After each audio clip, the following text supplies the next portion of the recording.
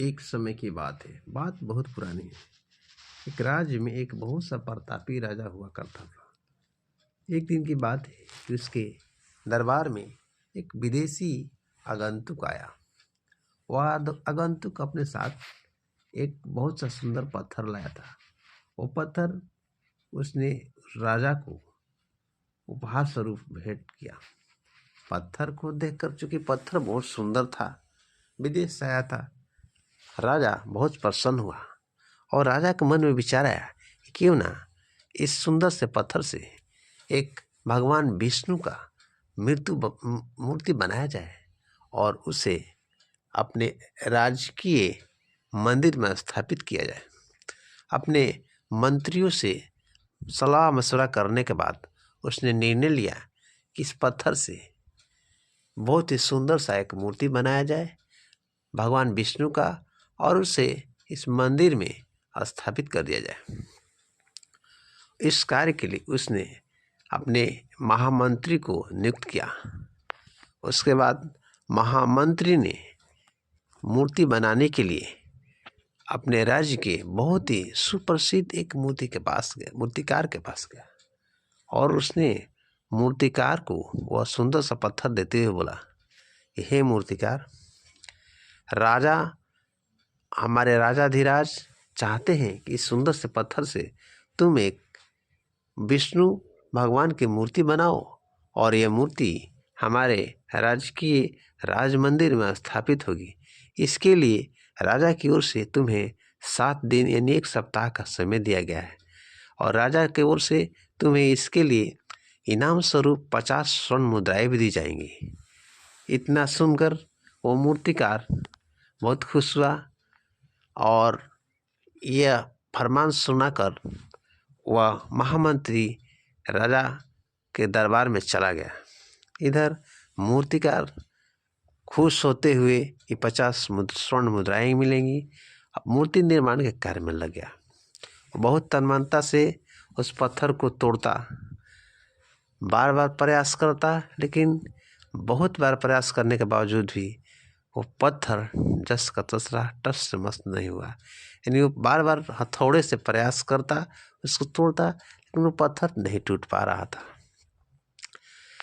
बहुत बार प्रयास करने के बावजूद वो थक कर बैठ गया। फिर सोचा, चलो अंतिम बार एक बार प्रयास कर देख लिया जाए, शायद पत्थर टूट जाए और मेरा काम हो जाए और मुझे 50 स्वर्ण मुद्राएं मिल जाएगी और राजा का एक सुंदर सी मूर्ति मिल जाएगी।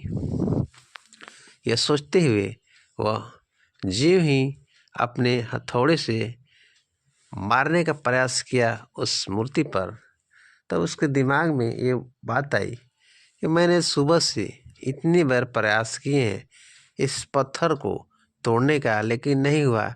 अब क्या होगा अंतिम प्रयास करने से, पता नहीं होगा कि नहीं, चलो इसको छोड़ ही दिया जाए। उसने अपनी हार मानते हुए उस सुंदर सा पत्थर को महामंत्री को लौटा दिया और कहा कि मुझसे नहीं हो पाएगा, मैं नहीं तोड़ पाऊंगा। चूंकि राजा का फरमान था, इसलिए महामंत्री को तो किसी न किसी से मूर्ति बनवानी थी। और मंत्री अब बड़ा से छोड़कर एक साधारण से मूर्तिकार के पास गया और उससे वही चीज़ दोहराया कि तुम्हें 1 सप्ताह में इस मूर्ति को बनाना है और राजा चाहते हैं कि इस पत्थर से मूर्ति बनाओ जो कि भगवान विष्णु के मंदिर में स्थापित करना है। वो मूर्तिकार राजा के सामने ही उस पत्थर पर एक अपने हथौड़े से जोरदार प्रहार करता है और मात्र सोचिए, एक प्रहार से ही वो पत्थर टूट कर चकनाचूर हो जाता है। यानी पत्थर टूट जाता है और टूटने के बाद वो मूर्ति निर्माण करने लगता है, वो कर लेता है।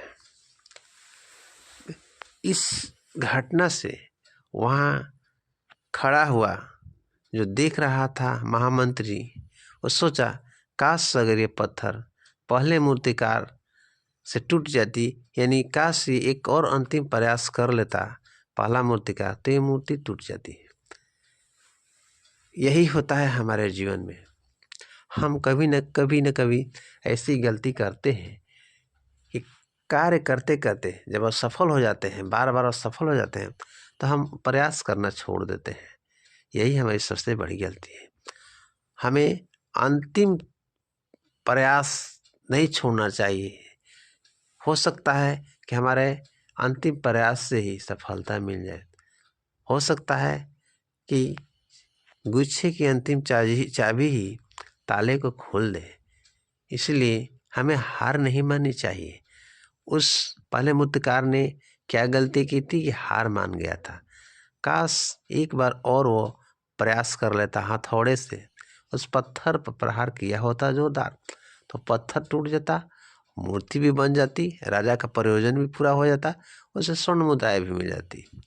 इस कहानी से यही सीख मिलती है कि हमें अंतिम प्रयास जरूर करना चाहिए। उस हथौड़े से अंतिम प्रयास जरूर करना चाहिए।